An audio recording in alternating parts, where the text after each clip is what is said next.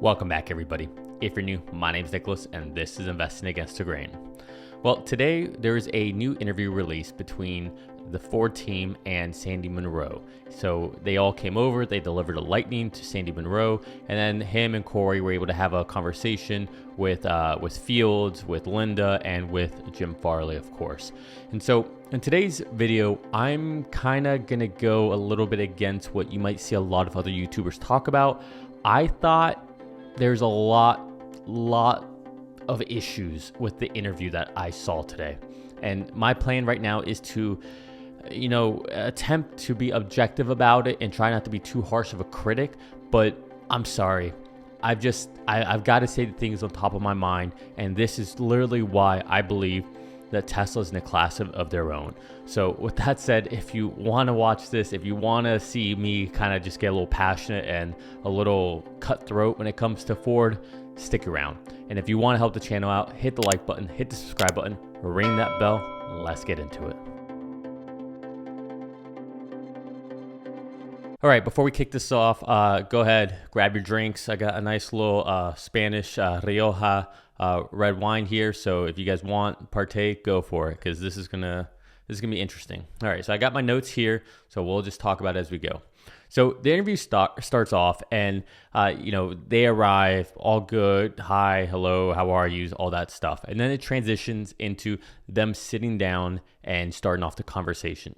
And for the next 15 minutes of this 1 hour long interview, the only thing we hear them talk about is the Frunk. Okay, I'm so sick and tired of everybody talking about the mega Frunk and all that, okay? It's what Sandy and Corey kind of gushed over when they first got or saw the F-150 Lightning. It's what they literally spent 15 minutes talking about today, and how it was so innovative and so genius, and we listened to what the customers want, all this yada yada BS in my opinion. Guys, it's a hole in the front of the vehicle. That's not innovation. There's nothing clever about that. We've seen that in sports cars for a long time. Tesla's had that since the very beginning. There's nothing special about this. This is not innovation. And I cannot believe they wasted 15 damn minutes on this. All right. They refused to get into substantive conversations about engineering. And somehow they stuck on this, on the Frunk. Like, it's just seemed fucking stupid to me, right? Funkin' stupid. Sorry, that one just really bothered me. Okay, so then we moved on to Chief Engineer Linda Zhang, and this one was very difficult because Corey essentially, this may seem a little controversial, but I think Corey, out of him and Sandy, Corey's the more technical person at this point. I love Sandy. I think he does a lot of great stuff, but I think Corey's just more relevant right now, and I think that matters. But anyways, Corey asked Linda a question. Well, he actually asked the team a question, essentially about, challenges from a technical perspective, engineering perspective, all that stuff. And literally, Linda Zhang said nothing. She said absolutely nothing. She's supposed to be the chief engineer. She's supposed to be the technical expert when it comes to this, and she wouldn't give anything. It's so crazy to me. I mean, we can have Elon Musk on a quarterly earnings call, and he's talking about vector space, unified vector space, and what's happening with that, taking a bag of points. I mean, he's getting very in depth with the conversation. And here Corey is asking about a technical question, or just problems that they might have had, or experience, or different things, and all they're talking about is, well, we listen to the customer, we listen to them this, we listen to that, and I just could not. I don't know. It was just, I was very disappointed. Okay, so then we go into Doug Fields, and he kind of gets asked a question regarding charging. All right, and they talked about, or Sandy asked if they would ever collaborate or anything with Tesla, or actually that might have been a little bit later. But he was asking about how with Teslas, it just works, right? Like their charging port is so much better than this universal, honestly, like it's a ridiculous looking charger adapter that they have for everybody else other than Tesla. Tesla is this slim, sleek looking thing. I mean, it reminds me a lot of the iPhone, right? where everybody was trying to get iPhone to switch what they were doing to be this ubiquitous, charge port. And now, don't get me wrong, like I like the idea of USB-Cs now, but the older, the micro USB ones, I thought that was silly. All right, but the same thing is the case here. And so they were asking Doug Fields about this, and essentially he just gave political answers. Like he sounded like a politician, and all he was saying is literally saying we think about everything, right? We think about all of these things. And then they said that they do some chargers, right? They do all the chargers you buy for your house, right? They sell those. But again, they bypassed the question that Sandy was asking, the issues with like Electrify America. And so this was my first thoughts when it came to Doug Fields. I really don't know much about him, but he seems, I don't know, just that right off the back, it's like, okay, that's the type of answer that a bigwig, a C-suite person from a company would give, who's just, going for those golden parachutes from company to company, from Tesla to Apple, now to Ford. So I don't know, but I was trying to reserve my opinion about this, and I thought, okay, let's take a step back. Like, let's be open-minded. It was just one question. Let's keep going. So then Sandy asked about the crossover point, about, essentially when we will see that turning point from ICE vehicles to EVs, right? And Sandy mentioned the whole 5% level and all those things. And again, right, with Doug Fields, he completely avoids the question. And again, all he really does is look over at Jim Farley. And Jim, he gave kind of a non-answer, right? He pretty much said, he tried to be political about it. But the one thing he did say that I thought was good, and this was the first time in the interview up to this point, and we're probably half an hour in, that I heard something that I thought was good, was that Jim Farley said that they do not anticipate going into every segment, all right, into the vehicle market, right? So I thought that was great to hear from Jim Farley. That gives me hope, whereas I think that's where GM's really doing a bad job, is they're essentially putting out there into the world that they're planning, right? They're planning to go into every segment. And I think that's going to be potentially their downfall, is they try to do too much instead of focusing on what they're good at. Ford is clearly doing that. They're focusing on the Lightning, they're focusing on the Mach-E, on the Transit, right? They're looking at these other segments rather than trying to spread themselves too thin. So I thought Farley gave a good answer. I was just upset that Doug Fields didn't even attempt to answer this. He just kind of, just let it go by him. All right, so then there's a question about a $25,000 vehicle or $20,000 vehicle, right? And this is really where Doug Fields kind of stepped in a little bit to talk about it. And all he really says is that they have aggressive goals. Again, another non-answer. And then it was up to Jim Farley to step in. And so he pretty much said that it's a matter of time before the Chinese arrive, and that he won't give any details about anything else they're trying to do.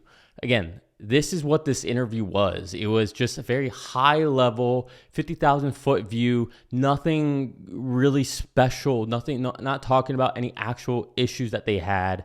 It was just so surface level. It blew my mind. I couldn't believe it. Okay, so this was a kind of a funny little part, and I'll give Jim Farley some credit because this is kind of funny. Sandy mentioned how they're in second place to Tesla, and then Farley chimed in and said, yeah, but we got 95% of electric vans. And it seemed like he was saying that as a joke, which I hope he was, because again, like, the electric van market isn't that big.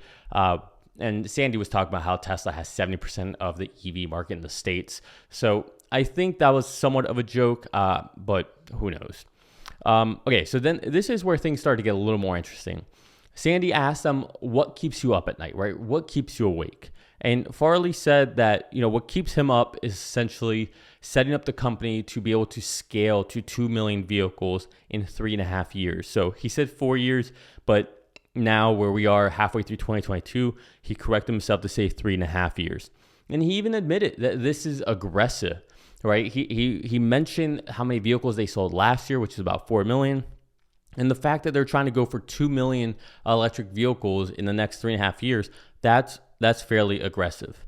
And so, he what I just said, he did not say that concisely. He just kind of talked about it. But so then Jim Farley posed a question back to Sandy saying, is there anything we're missing? And Sandy recommended vertical integration.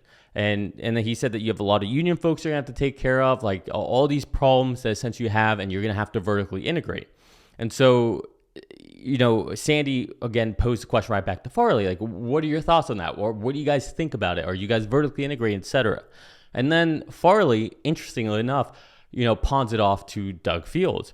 And so then Doug Field, talking about vertical integration, said, we need to be strategic on what we choose, and batteries are top of list. So I thought this was a good answer from Doug Fields. You do need to be strategic, and batteries, okay, that makes sense, being at the top of your list. Okay, so that was a good answer, in my opinion, right? And then he also talks about that what's most important is software. And he said his biggest focus with vertical integration is software.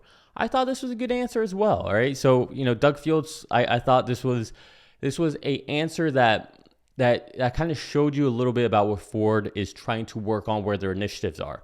Now, what I will say is that software is hard. And I think a lot of these OEMs, meaning the Fords, the GMs, the Volkswagens of the world, are going to realize this sooner, if not later, right? Hopefully they realize this sooner so that they can correct course. But we see what's happening over at Volkswagen. Volkswagen's arguably ahead of everybody when it comes to software and what they've been doing. And I only say that because they started the project sooner, right? I'm not talking about actual experience and, a level of goodness when it comes to software. I'm just talking about who started first. And Volkswagen definitely started first. So that was a question about what keeps you up at night in vertical integration. So it went from Farley, then Doug Fields, and then Farley looked at Linda, who's supposed to be the chief engineer, and said, what do you think? And, part of me thought that she had the most ridiculous answer, but then part of me also said, maybe that was the perfect answer. Let me explain. So her answer was, we need to build good things. That was pretty much what she said.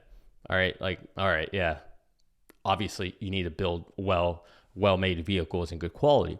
But then I started to think, okay, this might have been a very simple answer, but it might have been a perfect answer. That simplicity, right? Maybe that is what they need to focus on as they go into electric vehicles, right? Because they have a reputation for having good fit and finish. So you don't want to sacrifice that. So, I felt like I gave a pass on that one, saying, okay, that's fine.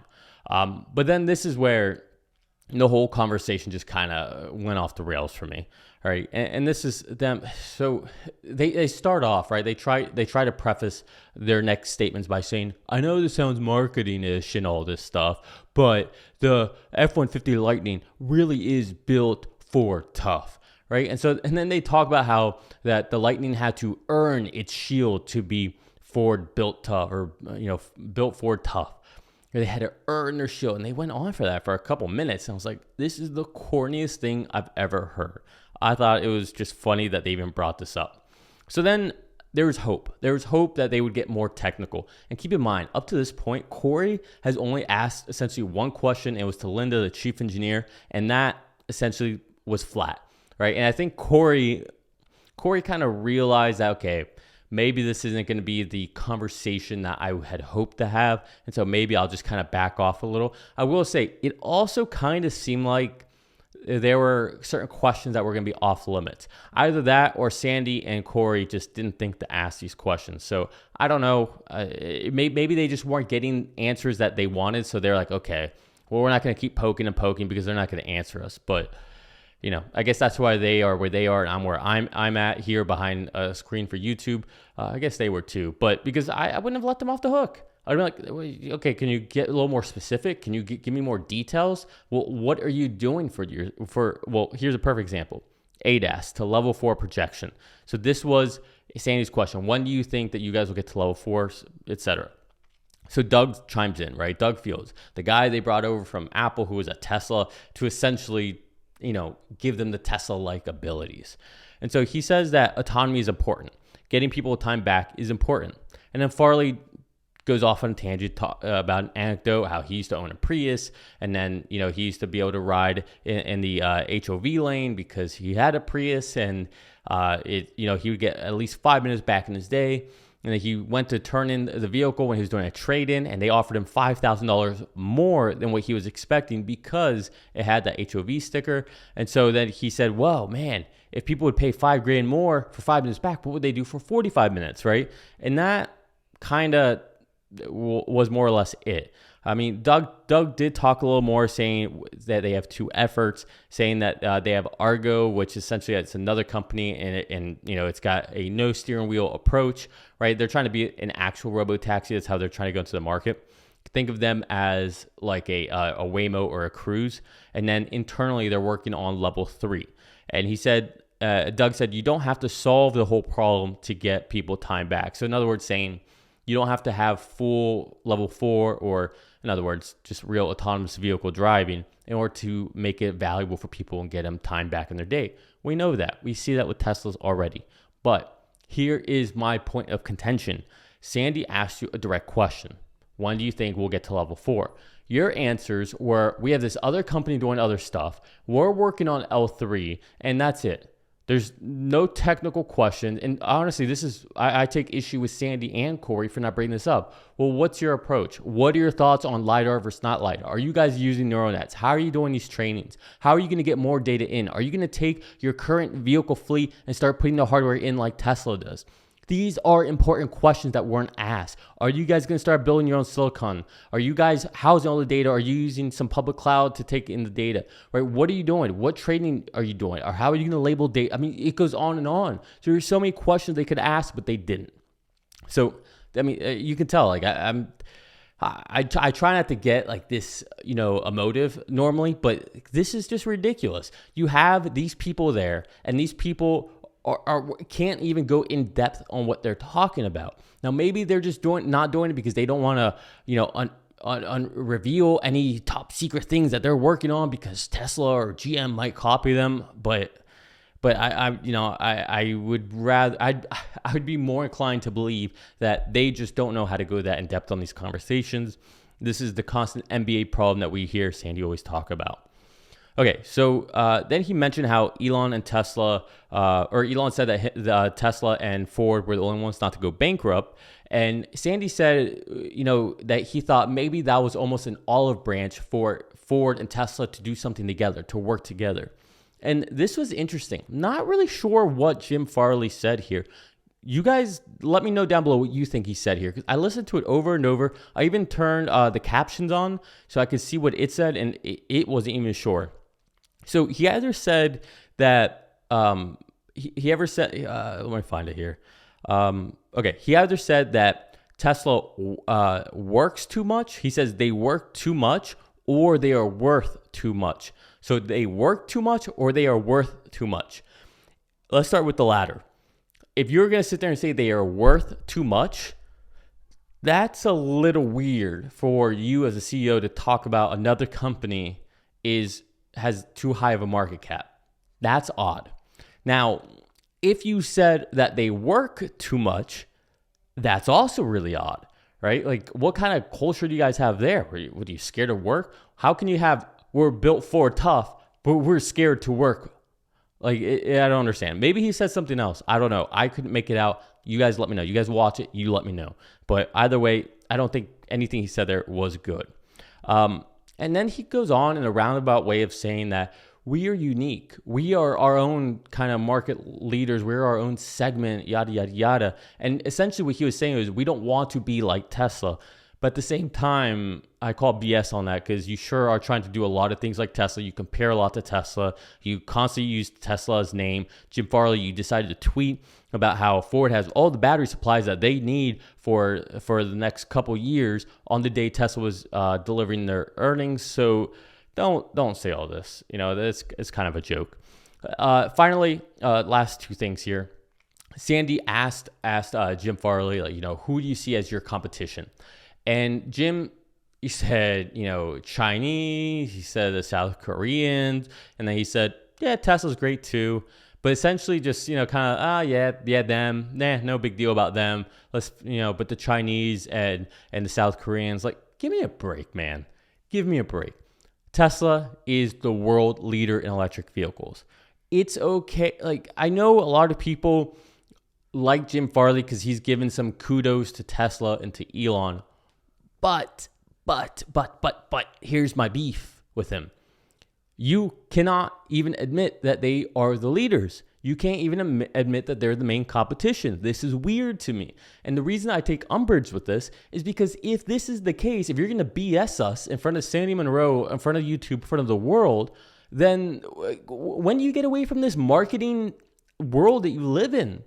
Right? Like, stop being so politically correct. Just be raw, be human, be organic. It just blows my mind. I don't care that you're the CEO of a publicly traded company. So is Elon. He says what he wants, right? I mean, you see people like Mark Cuban say what he wants. You see all kinds of CEOs say the things that they want to say. I really wish some of these OEMs would stop with the PC. And again, it's not like it was that PC to say, yeah, Tesla's the leader. Yeah, they're the main competition. But we can't compete against them doing things the way Tesla does. We have to do things the way we do it. And we have our own advantages, and we need to lean into those. And by doing that, we'll be competitive with Tesla. If we're trying to be like a Tesla, and we try to do everything Tesla does, then we're always going to be behind Tesla. So the only way to leapfrog them is to do things differently. What an easy answer that is. Politically correct, non-BS, very organic. Don't know why they can't do that. It honestly pisses me off. And I get pissed off because I want these companies to grow. I want them to succeed, right? I mean, even Mary B.S. Barra, I want her to succeed as well. But they don't know how to unzip this character that they all want to play and come out and just be humans. It's wild to me. All right, so then the last part. Jim Farley had some very kind words for Sandy Munro. And I completely agree with every single word that Jim Farley said about Sandy, about Munro Live, about Corey, about the whole team. It's not just Sandy, it's the whole team. And I agree with every single word that was said. But, it also felt like Sandy got pretty choked up on it. And it almost felt like a child who had always longed for approval from a parent finally got that approval or that attaboy. And that's what this felt like. It was very weird for me. I know a lot of people see it as like a sentimental moment. Sandy got choked up. Farley had nice comments. But it definitely felt a little bit like Sandy had been like wanting and dying for that approval for so long. Which is kind of crazy to me because maybe I'm misinterpreting it. Maybe I'm being a dick here. Sorry if I am. You can let me know down below in the comments. Don't worry. I don't get sensitive. I won't turn off the comments. But I do care what you guys think. So, if you guys think I'm overreacting, let me know. But again, go watch it. It just felt like Sandy was waiting for this approval from this OEM that I believe he used to work for. And he never got it. He never got the approval when he was there. And he's finally getting that approval. My problem is like, Sandy, if that's the case, Sandy, you have done so much more. You have helped so much more. What you're doing right now on YouTube, mainly thanks to Corey, shout out to Corey, but what you have done is pretty major, is pretty huge. All right, like so many people now care about mechanical engineering, electrical engineering, software within vehicles, ADAS systems, right? People are learning about what's an inverter, right? What is a rotor and a motor? What's DC versus AC? I mean, people are learning so much, right? And I love it. I love it. I mean, that's right in my wheelhouse. As a mechanical electrical engineer, gone into software engineering, right? It's right in my wheelhouse, and I love it. But I don't know. It felt like a weird moment to me. I'm sure it was a beautiful moment, and I don't know. I'm probably just being an ass at this point, but those are my thoughts. I thought it was kind of a disappointing interview. I expected a lot more. I wish Corey would have asked more questions. I wish they would have pried some more and try to get actual details, context, nuance, idiosyncrasies about what they're doing. I'm not going to sit here and tell you Farley, Fields, Linda, that they don't know anything. They must know something. But this is where it's a dynamic between interviewer and interviewee. And I wish that Sandy and Corey would have pushed more to get better details, right? Make them come out with more context. Like I said, just alone talking about ADAS systems, right? LiDAR versus vision only. Where are you going to train these? Are you using neural nets or are you still using heuristics? What about outfitting the vehicles already with all the hardware like Tesla? Like, there's so many questions you could have just asked to be just better rather than what keeps you up at night, right? Like come on, like what is that? And it's the same beef I have when a lot of people interview Elon. So for those of you who think I'm just kind of crapping all over Sandy and Corey and Ford, no. I have made the same remarks, the same complaints when people interview Elon. These people will interview him. They'll ask the same damn questions that he's been asked like 5 different interviews.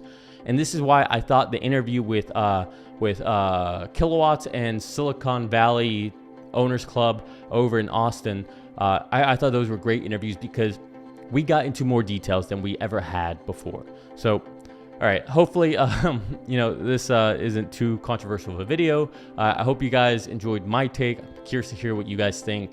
Don't forget, we got the shareholder meeting coming up. I will be in Austin. I almost said Houston. I'll be in Austin on Thursday. After the shareholder meeting, I'll be heading over with my fiance to the Clive Bar, which I guess there's a big roundup going on there for post-shareholder meetings. So if you're in Austin, come out. Love to meet you guys. I'll see you guys there. All right, with that said, do me a favor. Hit the like button. Hit the subscribe button. Ring that bell. I love you all. Peace.